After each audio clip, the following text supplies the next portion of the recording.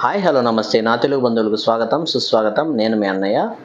ఇప్పుడు మీరు చూస్తున్నది ఒక అద్భుతమైనటువంటి సంధ్యా సమయాన తీసినటువంటి ఎడారిలో ఎలాంటి అల్లకల్లోలం లేనప్పుడు ఒక మనిషి ఒంటె మీద వెళ్తుంటే ఎలా ఉంటుందో ఇప్పుడు మీరు ఈ వీడియోలో చూస్తున్నారు. అదేవిధంగా ఎడారిలో అల్లకల్లోలం వచ్చినప్పుడు, ఇసుక తుఫాను వచ్చినప్పుడు ఎలా ఉంటుందో ఈ వీడియోలో మీరు చూడబోతున్నారు. చాలామంది నిజంగా చెప్పాలంటే మన ఆంధ్ర తెలంగాణ నుంచి చాలామంది గల్ఫ్ కార్మికులు దుబాయ్, కువైట్, సౌదీ ఇలాంటి దేశాలకు వచ్చి ఈ ఎడారిలో ఒంటెలు, గొర్రెలు, మేకలు మేపడానికి వచ్చినటువంటి వాళ్ళు ఈ ఇసుక తుఫాను వచ్చినప్పుడు ఎలాంటి బాధలు అనుభవిస్తారో ద గోట్ లైఫ్ అనేటువంటి సినిమాలో చక్కగా వివరించారు. చూడొచ్చు మీరు ఆ సినిమాని. అది నిజంగా జరిగినటువంటి స్టోరీ.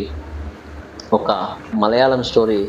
మలయాళం వ్యక్తి ఇక్కడికి వచ్చి ఎన్ని ఇబ్బందులు పడ్డాడో ఎడారిలో అనేది సినిమా చాలా చక్కగా ఉంది. చూడొచ్చు గల్ఫ్ కష్టాలు. ఇప్పుడు మీరు ప్రజెంట్ చూస్తున్నటువంటి ఎడారి దుబాయ్లో ఉన్నటువంటి ఎడారి, అరేబియన్ ఎడారి అంటారు దీన్ని, గల్ఫ్ డెజర్ట్ అంటారు. చూడొచ్చు మీరు ఎడారిలో ఇసుక తుఫాను వచ్చినప్పుడు ఎలా ఉంటుందో ఆ ప్రకృతి బీభత్సం అనేది మీరు చూడొచ్చు. మీరు ఎన్నో ప్రకృతి వైపరీత్యాలు చూసింటారు. జల ప్రళయాలు కానీ, వరదలు కానీ, ఎన్నో ప్రకృతి వైపరీత్యాలు చూసింటారు. ఇది ఇసుక తుఫాన్ అనమాట.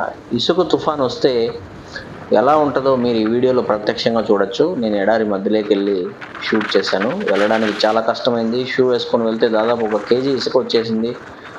నేను మాస్కు, తలకాయకి క్యాప్, తర్వాత అదేవిధంగా కళ్ళజోడు అన్నీ పెట్టుకొని పోయినా కూడా నా చెవుల్లోకి మొత్తం ఇసుకతో నిండిపోయింది.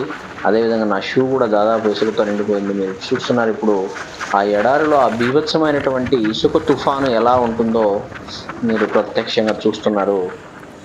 మీకు కూడా ఆ ఫీలింగ్ కలిగించడానికి నేను ఎడారిలోకి వెళ్ళి తీశాను. చూడొచ్చు మీరు, నా షూ కూడా మునిగిపోతుంది. మామూలుగా రోజు అయితే అక్కడ వాకింగ్కి వెళ్తాను నేను. ఎలాంటి మన కాళ్ళ లోపలికి పోవడం ఉండదు. చూడండి ఆ ప్రకృతి యొక్క వైపరీత్యం. ఈ స్టార్ట్ అయిన తర్వాత ఇసుక తుఫాన్ అనేది మనం నడుచుకుంటూ వెళ్తుంటే నా కాలు ఇంకా తీసి కాలు వేయలేక పరిస్థితి, అడుగు తీసి అడుగు వేయలేని పరిస్థితి అక్కడ కనిపిస్తుంది. అంత లోపలికి వెళ్ళిపోతుంది నా కాలు. ఇది ఎడారిలో ఉండేటువంటి ఇసుక తుఫాను.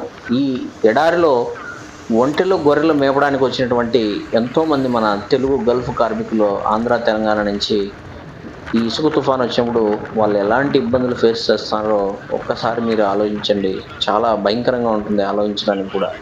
ఎందుకంటే వాళ్ళకి అక్కడేం బిల్డింగ్లు, రూములు ఇవన్నీ ఉండవు. చిన్న షెడ్ ఉంటుంది అంతే. ఈ తుఫాన్ వచ్చినప్పుడు పాపం వాళ్ళు చాలా ఇబ్బందులు పడతారు. అక్కడ గొర్రెలు, ఒంటెలు, మేకలు మేపేవాళ్ళు మన ఇండియా దేశం నుంచినే కాదు, బంగ్లాదేశ్, పాకిస్తాన్, ఒమాన్ అన్ని దేశాల నుంచి కూడా వచ్చి ఇక్కడ గల్ఫ్లో ఈ ఒంటెలు, గొర్రెలు, మేకలు మేపడానికి పని చేస్తుంటారు చాలామంది గల్ఫ్ కార్మికులు. ఈ ఇసుక తుఫాన్ వస్తే మాత్రం వాళ్ళకి ఆ రాత్రి అంతా కూడా ఎన్ని రోజులు వస్తే అన్ని రోజులు కూడా వాళ్ళకు జీవితంలో పీడకలే అనుకోవచ్చు. అంత భయంకరంగా ఉంటుంది ఈ ఇసుక తుఫాన్ అనేది. మీరు కూడా ప్రత్యక్షంగా చూస్తున్నారు కదా. అంత స్పీడ్తో గాలితో పాటు ఇసుక వస్తుంటే చూడండి, దూరం నుంచి అస్సలు ఆకాశం కూడా కనిపించలేదు. అది మొత్తం ఇసుకతో నిండిపోయింది. మరిన్ని ఇంట్రెస్టింగ్ వీడియోలు మీకు అందిస్తూ ఉంటాను. Thank you very much. మీ అన్నయ్య. జై